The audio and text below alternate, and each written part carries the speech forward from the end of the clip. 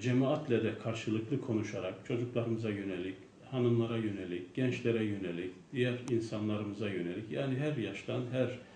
durumda olan insanlarımıza yönelik bir takım programlar yapacaklar ve dolayısıyla bu programlarla insanlarımızı irşat hizmetini daha etkili bir şekilde,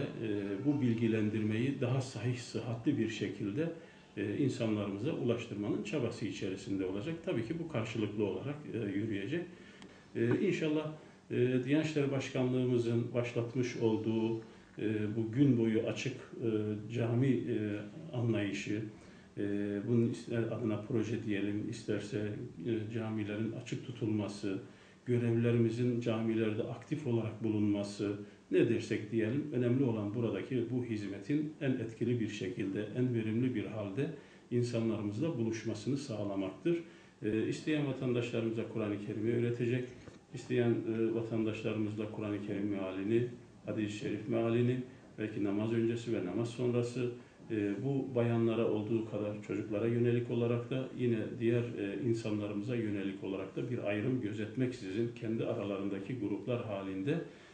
karşılıklı olarak görüşmeleri neticesinde diyaloğun sonucunda belirleyecekleri bir zaman diliminde bu programları uygulayacaklar. Elbette ki temel dini bilgilerimiz de, ilmihaalimiz de yine bu eğitim öğretimin içerisinde olacak. Yani hem isteyen vatandaşımız Kur'an-ı Kerim bilmeyen vatandaşlarımıza biz özellikle Kur'an-ı Kerim'i öğretmek ve bu Kur'an-ı Kerim'i en azından öğrettikten sonra güzel, düzgün bir halde okuyuşunu sağladıktan sonra artık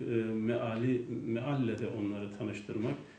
o namazda okuduğumuz surelerden başlamak suretiyle okuduğumuzun ne anlama geldiğini, Yüce Rabbimizin ne buyurduğunu anlar bir halde cemaatimizi bilgilendirmek, yetiştirmek, insanlarımızın da mutlaka zaman ayırmalarını, vakit ayırmalarını,